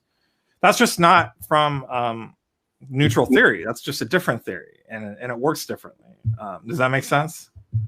Yeah, I want to really, the one big question mark that you have here made an important comment about is that you doubt that there is an issue with the math when I say that this is too much coordinated mutations and that even population genetics would not support it. I have seen you even make a similar comment with Dog X and maybe with Gunther. Yeah, even. So it has to do with just like a fundamental assumption error in their approach. So if mutations have to occur in the same population, same person before they're selected, and they're negatively selected against ahead of time, that can create what's called the waiting time problem. All right. Yeah, and you reject the waiting time problem. Well, no, with those assumptions, that would be a problem, except for they haven't demonstrated any case where that's important for where that was needed for human evolution. So it just kind of begs the question. Okay, so what you've explained is that there's one type of change that would be impossible to see in human evolution, but you haven't actually demonstrated we've seen it in human evolution. So what exactly is the objection? I think the objection is that you do not have enough time. Well, no. Yeah. But they had certain assumptions about the only time when there's the only case in which there's not enough time is if you make a whole bunch of assumptions that we don't think are true of human evolution.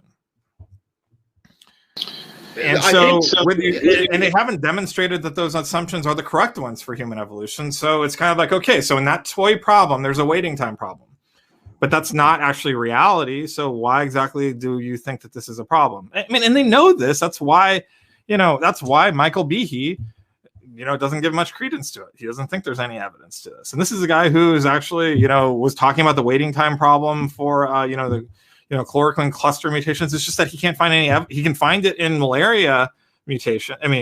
Malaria evolution, and that's disputable. But he can't find it in human evolution. So I will tell you why they think so, because I think so too. It is because the guys on the other side insist that it is completely and totally random process, and then I would tell them they're wrong, that they don't know that. I would say that if there's an example of that in human history, I don't think we'd have an easy time finding it. But if we did, if it required a single individual getting like 8 mutations at the same time, all independent, for it to kind of get over that hump, that would make it really surprising. And maybe even that's why there's only one example of the human condition. However, there isn't really any good reason to think that that's the case, but we can't really rule it out because maybe it was. So, it's kind of one of those things where I think, we can be agnostic about that. The reason they will not take this line of thought, in my opinion, is that if they accept it for human evolution, they have to accept it for every species of evolution. And then that's not true. The thing about it is that in general, evolution doesn't work in the way that causes the waiting time problem. There might be some narrow cases in which that is an issue. Okay. Maybe. Well, there are narrow cases. The question is, how common are those cases and to what extent do we actually observe them? And that is not well established at all. So, they basically assert that it's important. And they not even assert, they kind of just transparently assume that it's important. But there's no real good evidence to demonstrate that the case. So, it's fine. Okay, so you're showing that that's a way that evolution would not be able to proceed very easily. Great, but that's not how we think evolution is usually happening. So what you see in evolutionary theory is that it will invoke random mutations and other mechanisms, and then when it hits a wall, it will invoke another kind of accident. Endosymbiosis. Well, that's a possibility, but how do you prove that there was a wall or not? That's actually very hard to do. So they've shown theoretically that there are possibly places that would be a wall, but they have not actually shown that those walls actually exist in human evolution. That's a very different thing. But the ID proponents do not treat human evolution in a special way. They would say we would either accept evolution or we will not accept evolution.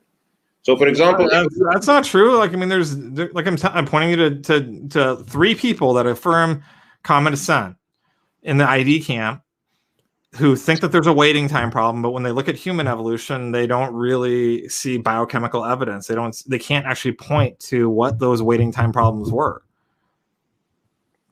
So, for example, in this case, they would say population genetics does not support that such amount. They would stop at 4 or 5 mutations, and they would say they will need 80 million years.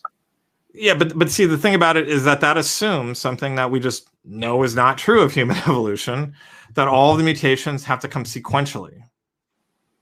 And that they would say that some of them have to come together too, actually, at the same. I mean, there's 2 different types of the waiting problem. One is that it's sequential rather than parallel.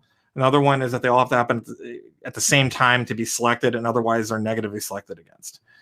You know, the fact of the matter is we know the vast majority of mutations, even functional mutations, are neutral. So for us to require a large number of mutations that are all negatively selected against, unless they're all together, that's like a very strange situation. I mean, maybe that occurs in human evolution, but that is not a priori what you would think. So my question to you is, because I think in the last conversation you said that you built a model for it. So did you actually build a computational model that starts from 10,000 individuals? I mean, like a bottleneck for humans, and then can proceed within 6 million years, and you can fulfill 10,000 or 20,000 mutations between an ape ancestor and the human being, and you would arrive?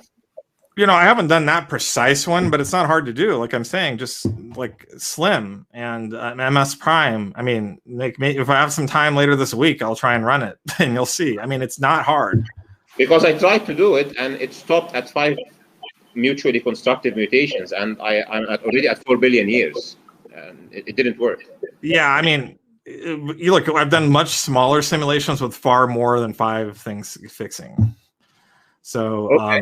I mean, part of it has to do with like the parameters you're setting and whether or not it actually matches biology or not. So, you know, if you're using your own code, my guess is that you didn't have recombination in it.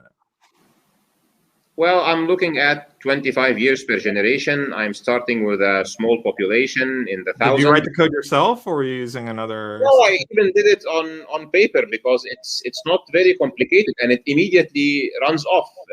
Maybe so you did it on paper. Well, okay, you can't do these simulations on paper.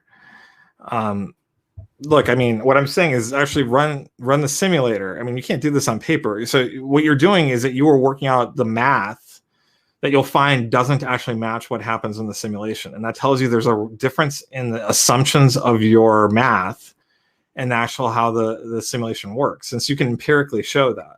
And I'm telling you what the issues are. There's 2 types of issues that want to arise. One is that the fixation has to happen sequentially. So you have to finish fixing one before you start, you know, mutating into another one. That's the first incorrect assumption. There's really no reason to think that. And a second type of incorrect assumption is to think you have to have both the mutations in the exact same mutation. I mean, same individual forming before you can actually get it selected for. That's also not true. There's really no good reason to think that in the vast majority of cases. I mean, that might be true occasionally, but usually that's not the case. I mean, the other assumption that comes into this too is that there's only one way to get a positive change. I mean, so there's a certain path that we see, but there could be other paths, and usually there are other paths to get there.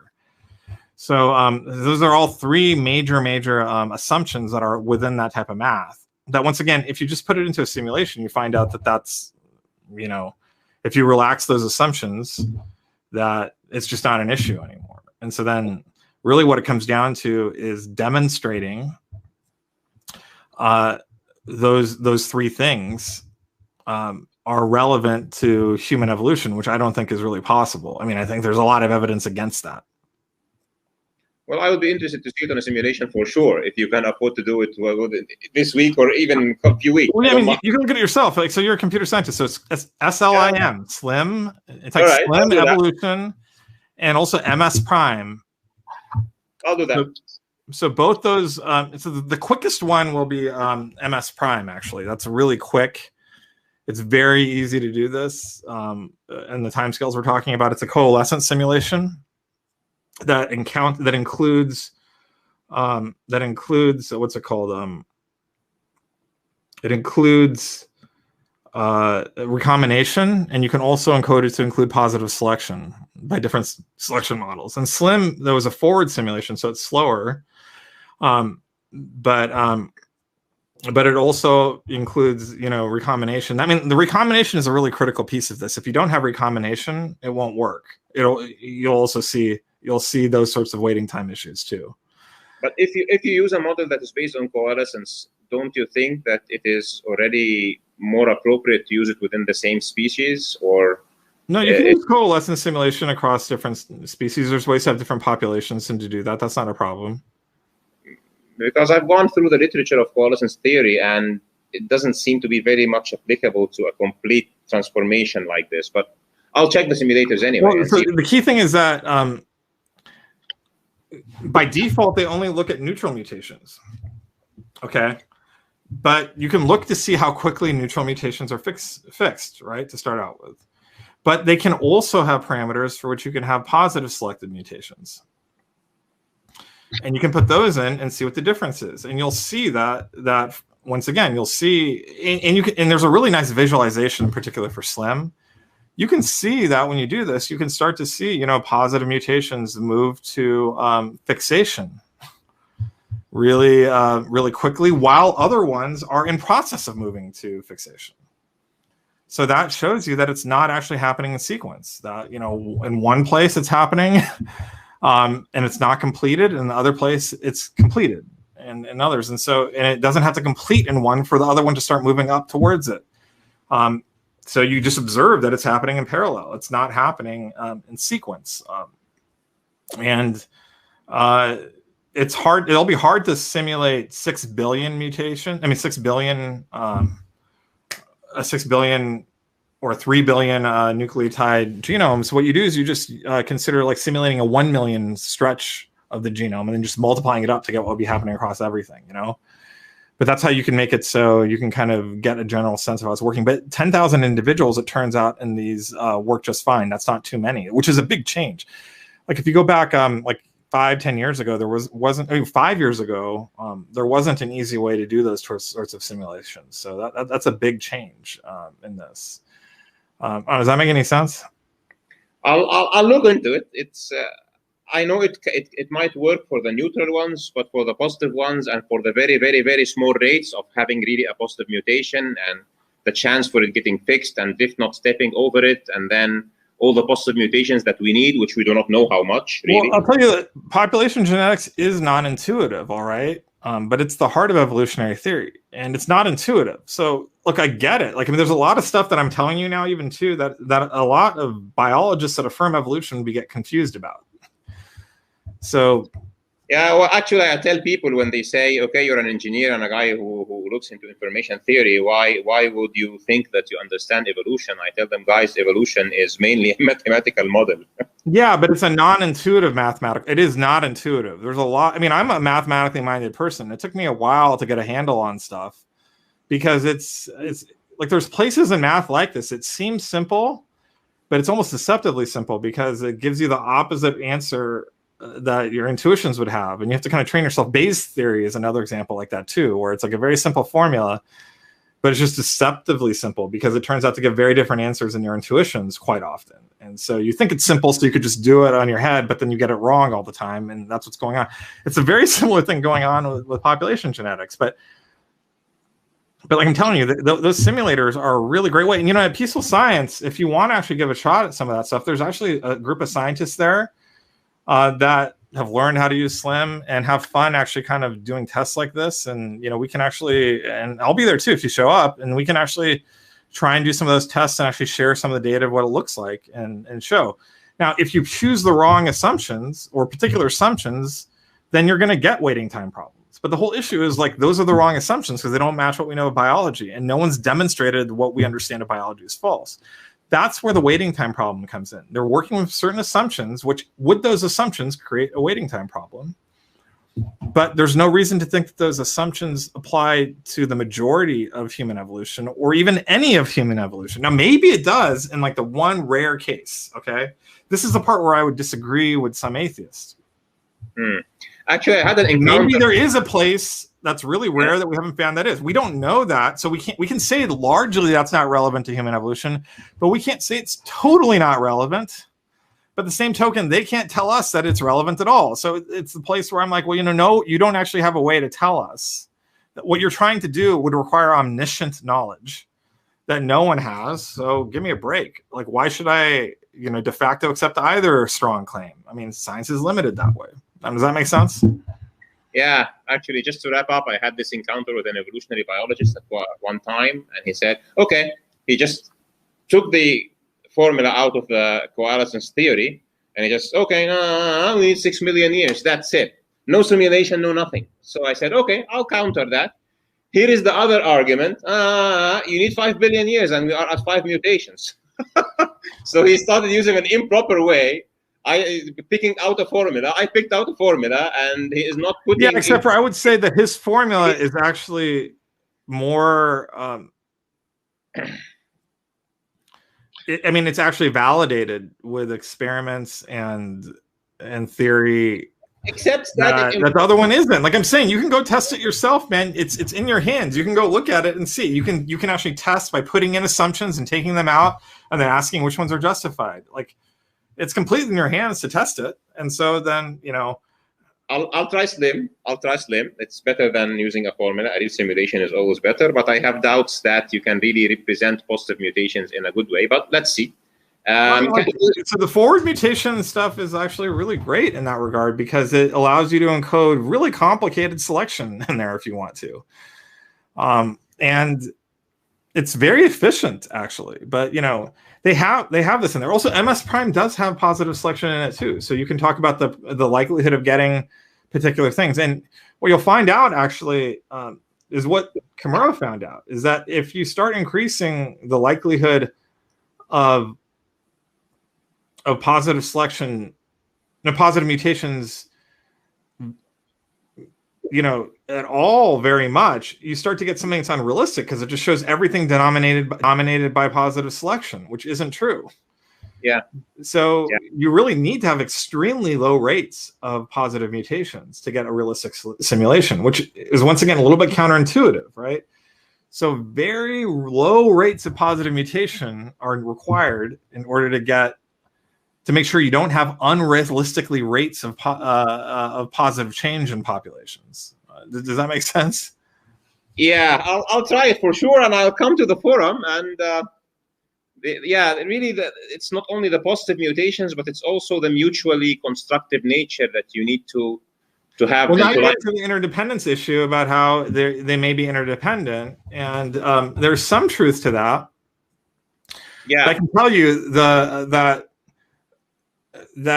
if you think about interdependent features as being a large number of individual changes that are neutral or positive, then you realize that they don't actually have to all come at once. They can come over time.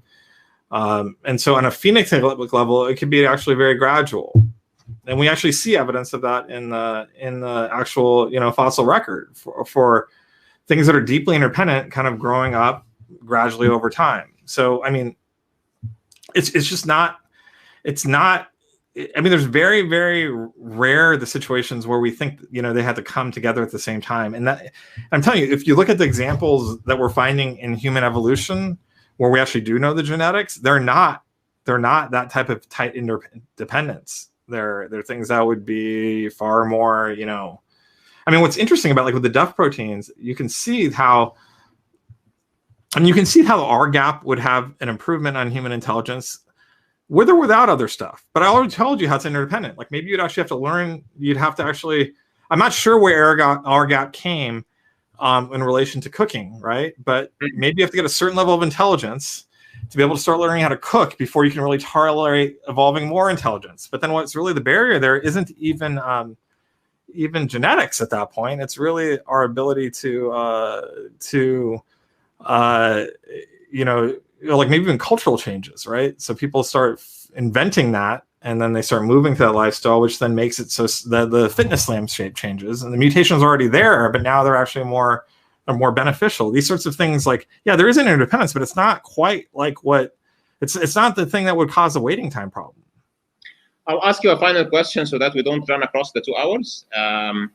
When you look at chimps or great apes and humans, you also notice that we have lost plenty of stuff along the way. So we're not as strong, we're not, as energetic, etc. So if we're looking at positive mutations to create the human condition, and if we have common descent, why did we lose all this while it is obviously not the natural direction of natural selection to make you weaker or less fat? Or that's not actually true, right? So that's like an oversimplified view of natural selection. Natural selection doesn't have directionality across that dimension. At times, smaller, weaker things are selected over larger, bigger things. I mean, but for our survival, if we started as great apes, wouldn't it have been meaningful until we build cities that are stronger and faster and Well, I mean, so once again, if you look at anthropology, that's like just one of the places where it's counterintuitive. And by the way, there's like the science here is just really amazing. It turns out that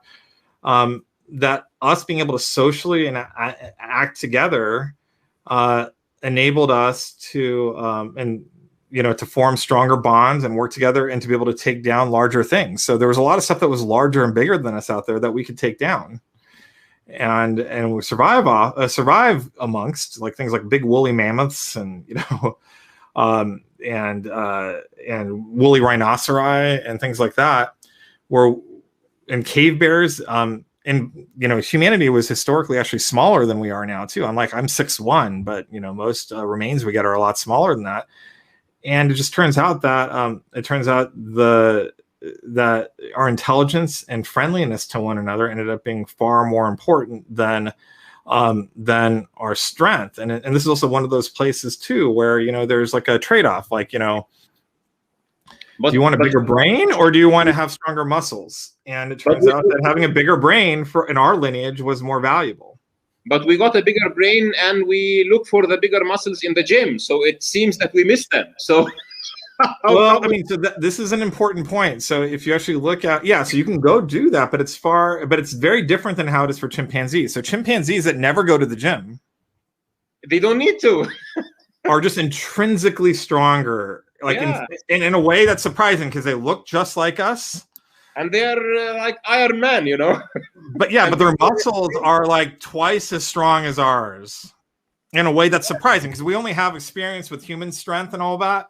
But then you see a chimpanzee looks like a little tiny guy, but he can beat the crap out of you. And they're friggin' dangerous, actually. They're very dangerous animals. It turns out that what's going on, you can actually look at this, is that chimpanzees before and after puberty are very different. When they hit puberty, they go through far more physiological changes than we do. And they really go from being like puppies to wolves. That's a good way to think about it. Okay. They go from being puppies to wolves in terms of physical prowess, right? But a big part of how it worked for humans, actually, it seems some people have said that human evolution might have been a lot like self-domestication. In fact, some of the genes that are important for human evolution are the same genes that end up getting selected in same sorts of mutations that are selected when we domesticated dogs and horses and things like that. So what's going on is a part of human evolution was a type of self-domestication where we still go through puberty, obviously, for sexual maturity, but we're not actually we're still kind of puppies.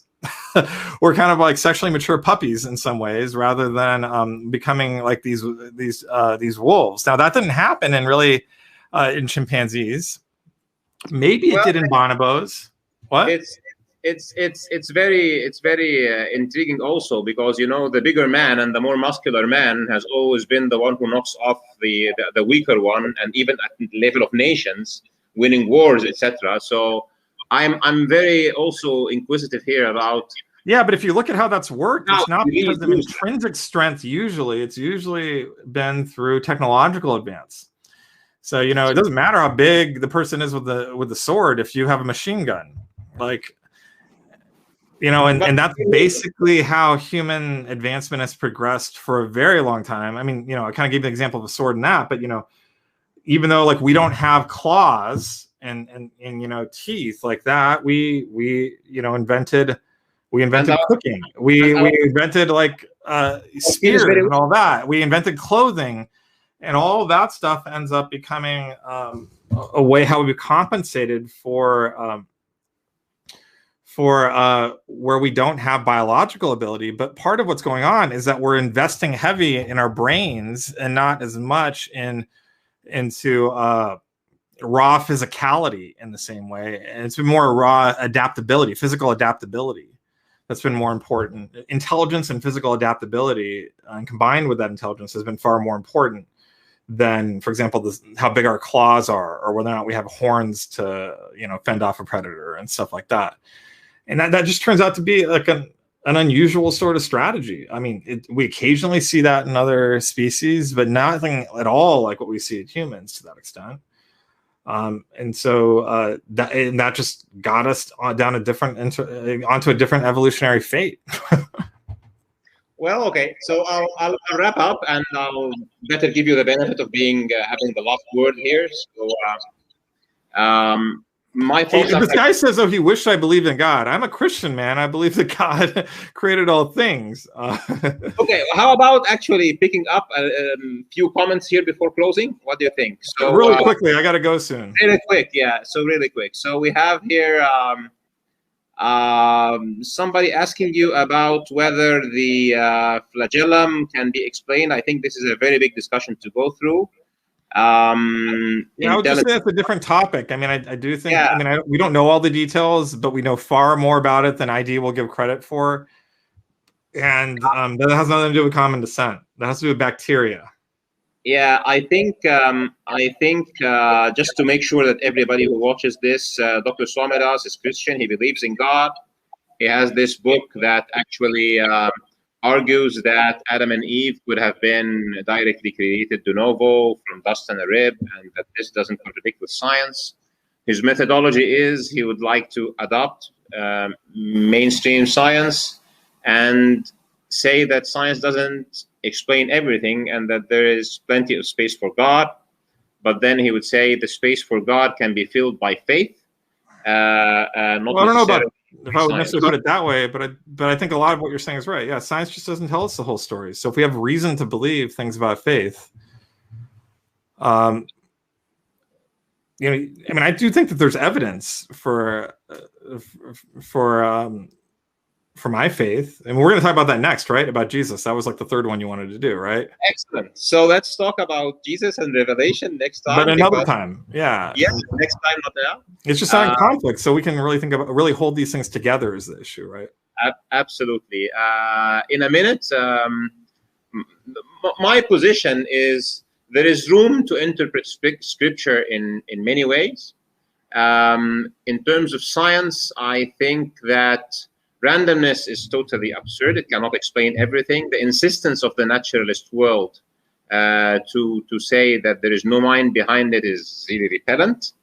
And hence, my position is when there is a hypothesis that has philosophical depth, I would test the hypothesis with how many predictions it fulfills. And if it doesn't answer the big questions, then I would say maybe the mathematics that is giving it support has confounding factors or whatever else. I think you have a different position here, Josh, and I'll give you the benefit of wrapping it up because number one, thank you for being here. And yeah, it's fun. It's always fun to talk to you, Ahmed. I'm looking forward to the next conversation. And avoiding the arguments, come hang out in Peaceful Science and let's explore the evolutionary simulation stuff together. I think we'll both learn a lot from it. It'll be fun.